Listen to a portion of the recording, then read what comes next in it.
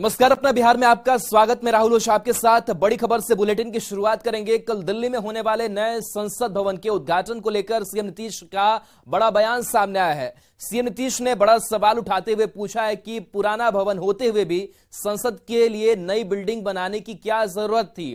PM Modi पर बिना नाम लिए सीएम नीतीश ने बड़ा निशाना साधा है। सीएम ने कहा कि आज के नेता इतिहास बदलना चाहते हैं। वहीं सीएम नीतीश ने विधानसभा में शिलापट को लेकर उठ रहे सवाल का भी जवाब दिया और कहा कि विधानसभा में भवन का एक्सटेंशन हुआ है, नई विधानसभा की नई बिल्डिंग नहीं बनाई गई है।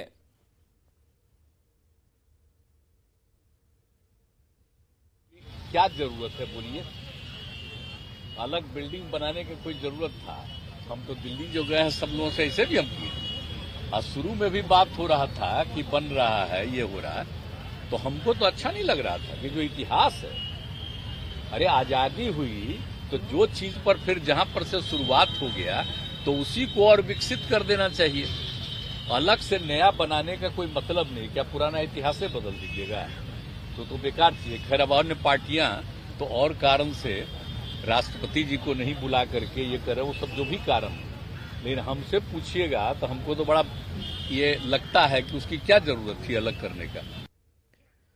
तो नए संसद भवन के उद्घाटन को लेकर बिना नाम लिए सीएम नीतीश ने पीएम मोदी पर निशाना साधा। मुख्यमंत्री नीतीश कुमार ने पीएम मोदी पर तंज कसते हुए कहा कि अभी जो नेता है वो पूरा इतिहास बदलना चाहते हैं। दिल्ली का कोई भवन बनाया है, हम लोग तो उसी का एक्सपेंशन किए हैं ना। तो आप जानते हैं कि जो भी कमेटी बनती थी उनको बैठने की जगह नहीं थी, तो सबका एक्सपेंशन करके सबके बैठने का जगह बनाए। तो कौन चीज कह रहा है भाई? साथ ही था, हम जो बनाए तो भूल गया है। अब भूल इसलिए गया है कि अभी जो लीडर हैं वो चाहते हैं सब चीज को बदल दो, और क्या। दिल्ली में हो रही नीति आयोग की बैठक में बिहार के सीएम शामिल नहीं हुए। नीति आयोग की बैठक से सीएम नीतीश ने दूरी बनाई, जिसे लेकर विपक्ष लगातार हमलावर है। सीएम ने इस पर भी अपना रुख स्पष्ट किया है। सीएम नीतीश ने कहा कि नीति आयोग की बैठक में जाने का कोई तुक नहीं था। सीएम ने पूछा कि बिहार को विशेष राज्य का दर्जा क्यों नहीं दिया गया। बिहार के विकास के लिए केंद्र की ओर से कोई मदद नहीं मिल रही है। नीति आयोग में तो अगर जाते तो आप लोगों को पता चलता कि हमने जितनी बात कही, हम तो फिर इस चीज को रेज करने वाले थे कि विशेष राज्य का दर्जा बिहार को क्यों नहीं दिया। और बताइए, जाति आधारित जनगणना जो केंद्र ने 11 में किया, आपको करना चाहिए था, और हम लोगों ने अपने राज्य में किया, तो इस पर तरह तरह का बात क्यों आ गया है? तो इस सब चीज को। और दूसरी बात है कि कितना भी जो डेवलपमेंट के लिए जो मिलना चाहिए और जो पहले होता था उस हिसाब से कोई डेवलपमेंट के लिए तो केंद्र का वो मदद नहीं मिल रहा, सेंट्रल स्टेट रेशियो। हाँ, तो इसलिए इन सब चीजों पर जो बात कहते रहे हैं वो तो फिर कहते। तो नीति आयोग की बैठक में बिहार के सीएम नीतीश कुमार शामिल नहीं हुए। इससे लेकर बिहार के वित्त मंत्री विजय चौधरी की ओर से बयान सामने आया है। वित्त मंत्री विजय चौधरी ने कहा कि सीएम कार्यक्रम में व्यस्त थे। जवाहरलाल नेहरू की आज 59वीं पुण्यतिथि है, जिसे लेकर पटना में कार्यक्रम आयोजित था। इसी कारण से सीएम नीतीश नीति आयोग की बैठक में शामिल नहीं हुए। मंत्री जी की तो पूर्व व्यस्तता थी, आज नेहरू जी पर कार्यक्रम था, और दूसरे को जाने की जो इजाजत सरकार ने मांगी उस पर से कोई वहां से रिस्पांस नहीं आया।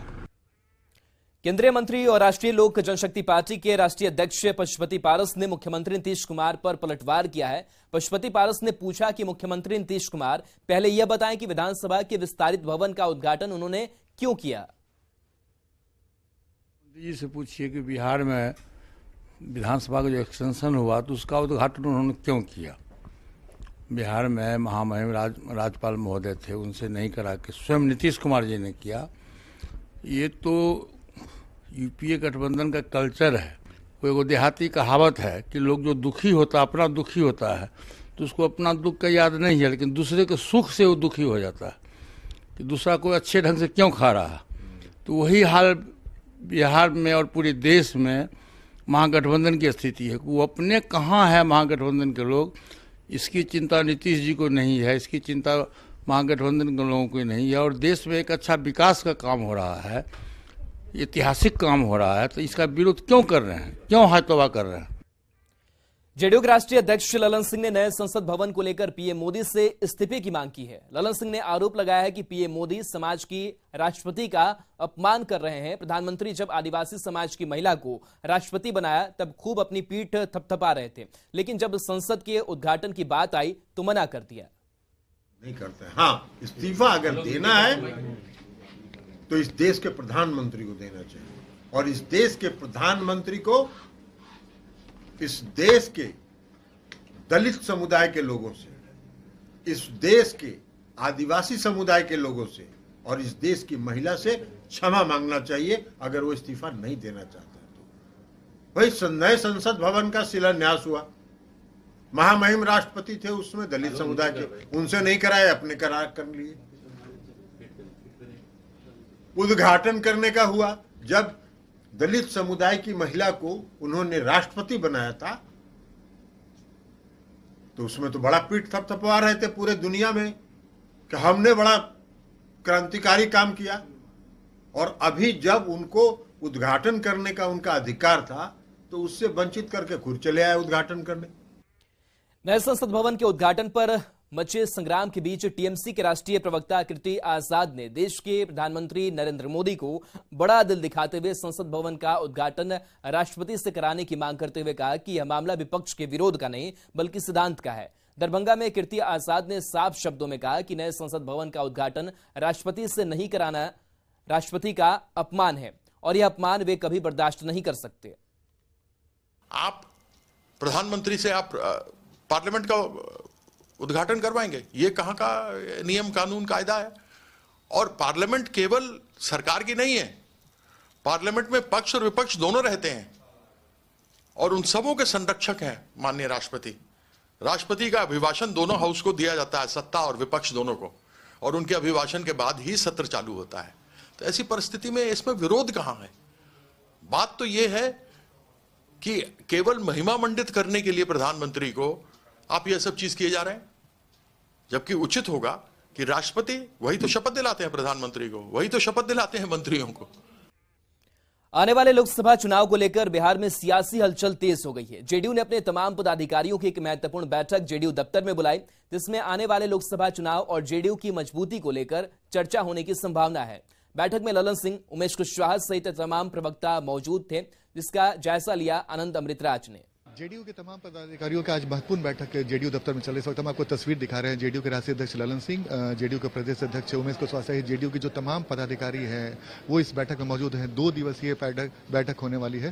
प्रभारी राज्य पदाधिकारियों के 2 दिवसीय संसद इसका नाम दिया गया है, और इस बैठक को कई मायनों में बेहद महत्वपूर्ण माना जा रहा है। खासकर आने वाले लोकसभा चुनाव को लेकर रणनीति बनाई जाएगी। साथ ही 30 तारीख से जेडीयू की तरफ से एक बड़ा आयोजन किया जा रहा है। बीजेपी के खिलाफ, केंद्र सरकार के खिलाफ कई सारी योजनाएं बनाई जाएंगी, उसको लेकर ये बैठक बेहद महत्वपूर्ण मानी जा रही है। और इसमें तमाम पदाधिकारी जो जेडीयू के हैं वो इस बैठक में मौजूद हैं, और इस बैठक में 2 दिनों तक ये बैठक चलेगी, और इस बैठक में कई सारे महत्वपूर्ण निर्देश भी पदाधिकारियों को दिया जाएगा।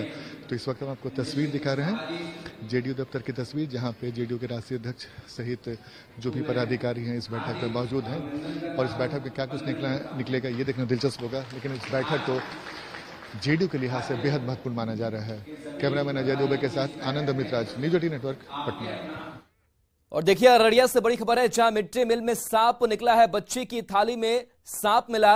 खाना खाने से कई बच्चे बीमार बताए जा रहे हैं। अस्पताल में भर्ती कराया गया है बच्चों को। अमौना उच्च विद्यालय की घटना सामने आई है। एसडीएम जांच के लिए स्कूल पहुंचे हैं। बताया जा रहा है कि फूड पॉइजनिंग के कारण कई बच्चे दहशत में हैं, जिनका इलाज फारबिसगंज अनुमंडलीय अस्पताल में कराया जा रहा है। घटना की सूचना मिलने के बाद स्थानीय लोगों की भीड़ भी जमा हो गई है।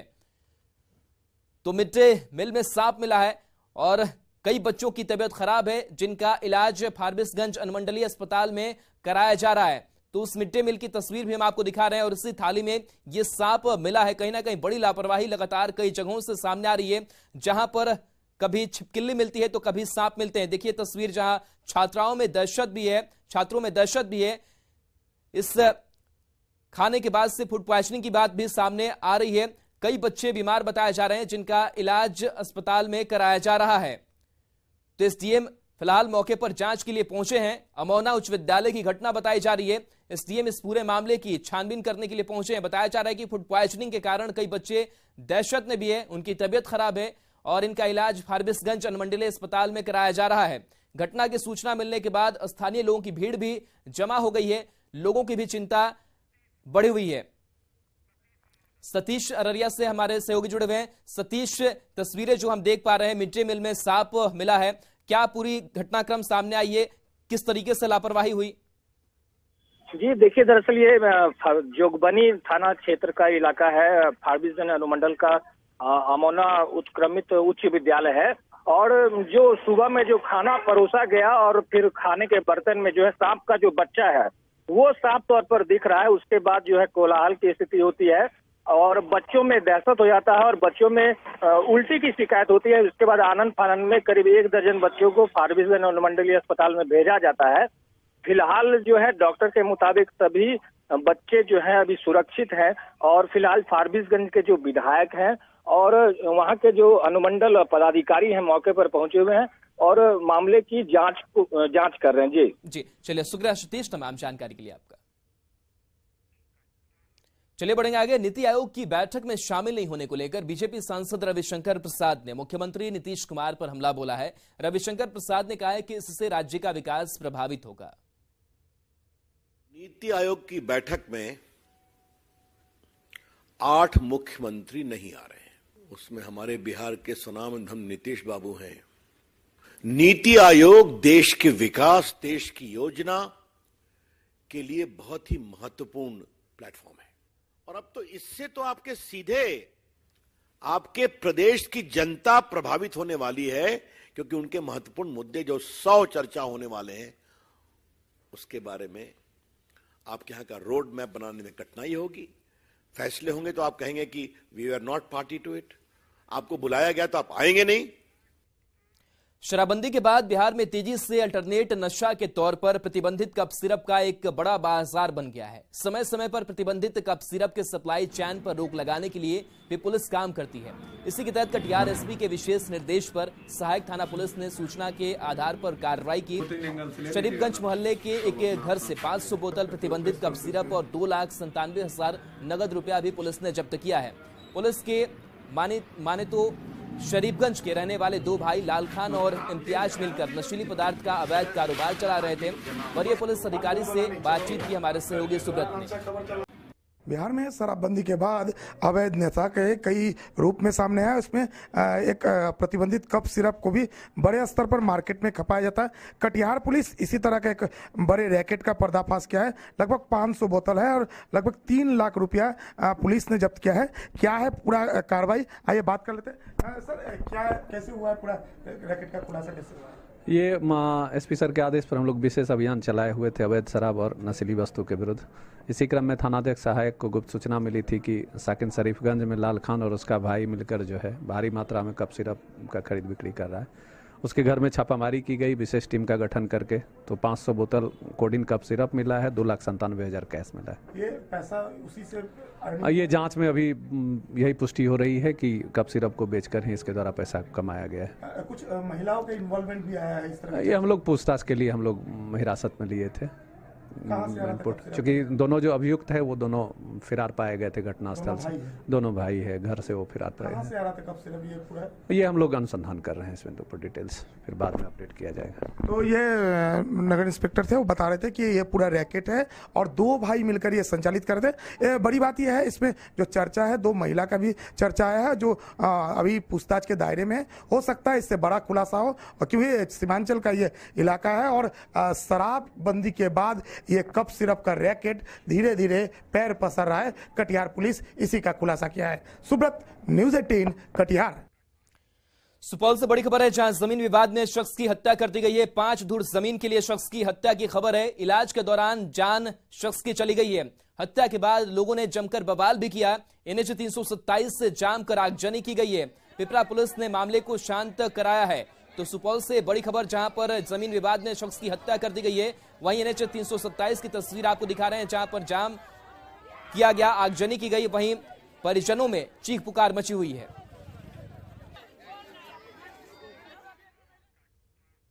और चलिए, न्यूज़ 18 बिहार झारखंड पर खबरों का सिलसिला लगातार जारी है।